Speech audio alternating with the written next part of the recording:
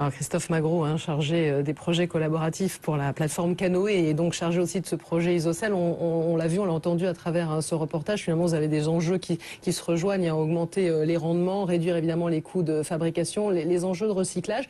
Vous parliez des PME qui sont présentes. Je sais qu'il y a notamment Fonroche qui a traversé aussi des difficultés, il faut bien le dire. Est-ce que c'est l'occasion à travers ces projets aussi pour ces PME de se rebooster, de trouver éventuellement de quoi, pourquoi pas exporter, parce qu'on sait que ce marché dans tous les cas va se développer? Tout à fait. C'est l'enjeu de ce projet, c'est d'accompagner cet ensemble de PME, de chaînes de valeur de PME, aussi bien sur les fabricants fabricants de traitement de surface, les exploitants de recyclage, les fabricants et assembleurs de panneaux photovoltaïques, Fonroche ou Solarezzo. C'est de les accompagner dans le cadre de ce projet, à la fois pour développer des nouvelles générations, préparer le marché futur du panneau photovoltaïque et effectivement les aider à mieux exporter à l'international.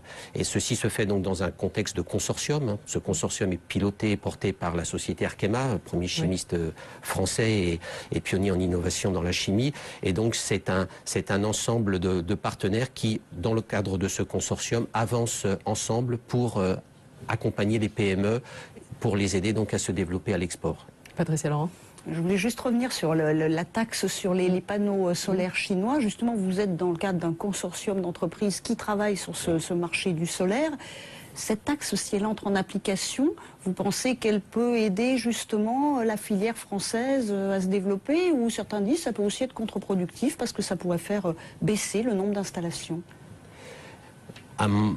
Je pense que c'est encore assez trop tôt peut-être pour le dire, mais je pense qu'elle ne peut que aider les fabricants français de panneaux à se différencier par rapport ou à gagner en compétitivité par rapport à la concurrence internationale et en particulier chinoise. Donc je vois ça plutôt comme d'un bon oeil, mais il faut, je pense, encore attendre et voir un peu comment tout ça se met en place. Oui. Et peut-être justement qu'on fera la différence, parce qu'on le sait bien, les Chinois sont champions, notamment dans le silicium vraiment de base, et peut-être justement c'est à travers l'innovation, on commence même à parler de solaire de 3e génération, l'idée de mettre des filtres, pourquoi pas d'avoir de la peinture solaire, enfin on travaille sur beaucoup de choses. Peut-être même vous serez encore plus débordé, vous irez vers d'autres projets encore. C'est une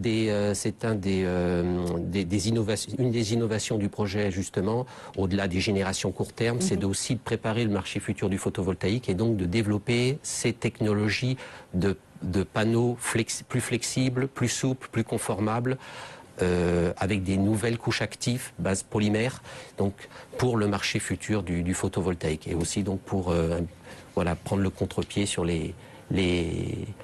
concurrence chinoise en particulier. Merci à vous Christophe Magro d'être venu parler de ce projet Isocel. Merci aussi à Patricia Laurent de Green Univers qu'on retrouvera bientôt dans Green Business.